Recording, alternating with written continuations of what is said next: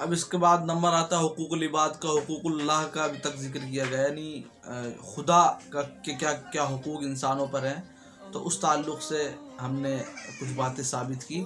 اب اس کے بعد حقوق العباد کا ذکر آتا ہے، یعنی بندوں کے آپس میں کیا حقوق ہے. تو اس اعتبار سے اگر ہم دیکھیں تو اس میں بھی نبی صلی اللہ علیہ وسلم کی زندگی سے زیادہ مکمل اور آئیڈیل اور نمونہ کسی کی زندگی نہیں ہے. اس اعتبار سے اگر ہم دیکھیں تو بدھ یعنی گوتم بدھ کی زندگی کو اگر ہم دیکھیں تو اس میں کچھ بھی نہیں ہے، نہ یعنی ان کے بیوی سے کیا تعلقات تھے، بچوں سے کیا انہوں نے کیسا بچوں کا رشتہ نبھایا، اسی طریقے سے دنیا والوں کے ساتھ ان کے کیا تعلقات تھے، انہوں نے سلطنت سے سبق دوشی کا مظاہرہ کیا. تو ظاہر ہے کہ اس حالت میں اور اس صورت میں کوئی کس طریقے سے ایسی زندگی پہ عمل کر سکتا ہے. اب آپ خود دیکھیں کہ اگر ایسی زندگی پہ یعنی گوتم بدھ صاحب جیسی زندگی پہ اگر کوئی عمل کرنا چاہے تو تبت اور برما اور جاپان اور چین جیسی جگہوں میں کب اگر وہاں کے تاجر اگر اس زندگی پہ عمل کرنا چاہیں تو وہاں کی بڑی بڑی کمپنیاں بھی سنسان قبرستان بن کر رہ جائیں. پھر موسیٰ علیہ السلام کی زندگی ہے، ان کی زندگی کے بارے میں ہم پہلے ہی بتا چکے ہیں. اب یہاں بھی ایک بار ذکر کرتے ہیں کہ ان کی زندگی میں بھی سوائے سپہ سالاری کے علاوہ اور کوئی چیز جو ہے قابل تقلید نظر نہیں آتی. اور حضرت عیسیٰ علیہ السلام کی زندگی میں بھی اگر ہم دیکھیں تو انہوں نے محکومانہ زندگی گزاری ہے. تو ظاہر بات ہے جب محکومانہ زندگی گزاری تو حاکمانہ زندگی کا سوال ہی ختم ہو گیا کہ بھئی اگر ہم کوئی بادشاہ ہے یا کوئی یعنی کوئی بادشاہ ہے یا کوئی یعنی کوئی بڑا سردار ہے تو وہ کس طریقے سے لوگوں کے ساتھ تعلق رکھے. تو اس کا ہم ظاہر بات ہے کہ ایسی صورت میں معلوم نہیں کر سکتے. اسی طرح انجیل میں حضرت عیسیٰ علیہ السلام کی ماں کا اور بہن کا اور بعض روایتوں میں اور بعض انجیلوں میں باپ تک کا بھی ذکر آیا ہے.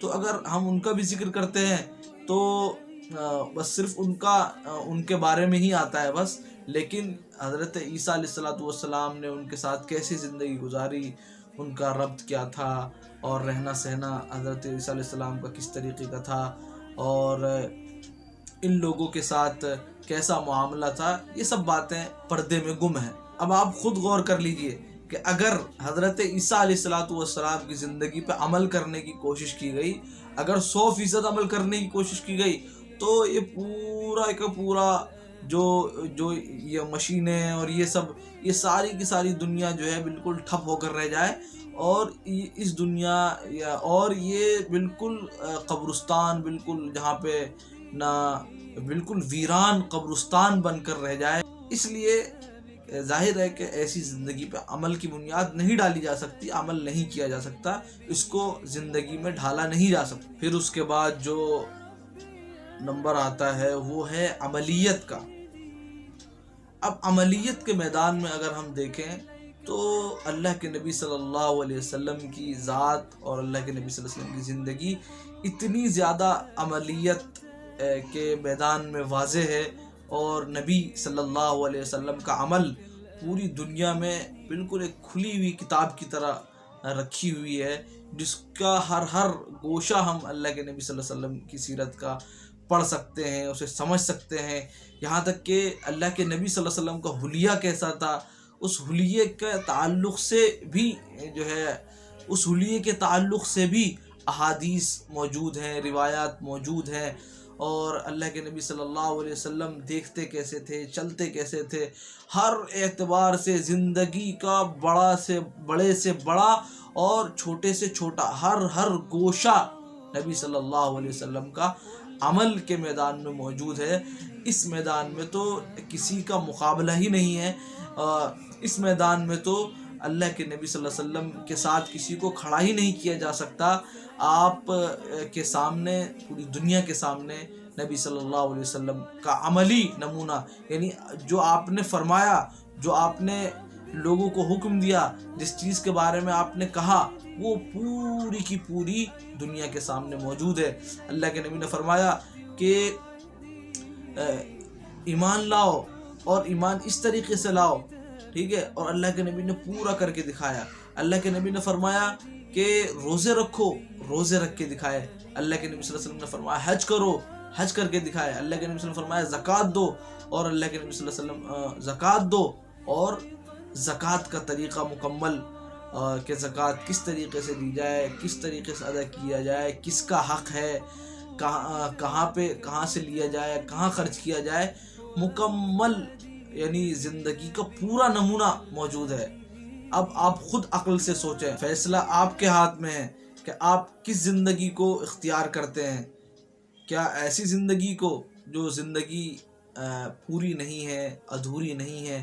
کیا ایسی زندگی کو جو مکمل، واضح اور بالکل وہ کامل بھی ہے، وہ تاریخی اعتبار سے بھی 100% ثابت ہے، اس میں عمل بھی اس پہ کر کے دکھا دیا گیا ہے، یعنی انسان نے اس پہ عمل کر کے دکھا دیا ہے۔ لہذا اب کسی مذہبی اعتقاد کی بنا پر نہیں، بلکہ دلائل سے یہ بات، دلیلوں سے یہ بات سمجھا دی گئی ہے کہ جو 4 دلیلیں ہم نے بہت ہی مضبوط دلیلیں پیش کی۔ نمبر 1 تاریخیت، یعنی وہ تاریخ کے اعتبار سے درست ہو۔ نمبر 2 کاملیت، یعنی وہ مکمل بھی ہو۔ نمبر 3 جامعیت، یعنی وہ سب کے لیے اس پہ عمل کرنا آسان بھی ہو، اس پہ عمل کیا بھی جا سکتا ہو۔ اور نمبر 4 عملیت، یعنی اس پہ عمل بھی کیا جا سکتا ہو، نہ صرف یہ نہیں کہ وہ موجود ہو، بلکہ اس کو عملی دنیا میں بھی کر کے دکھایا گیا ہو۔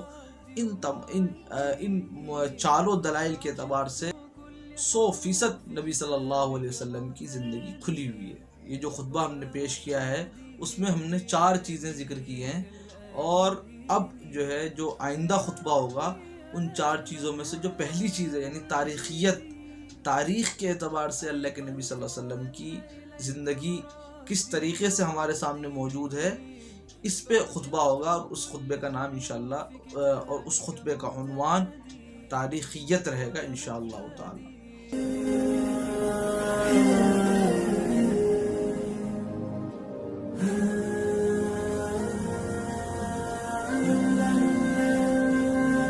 اللہ ربی والاسلام دینی ومحمدا رسول اللہ ویقینی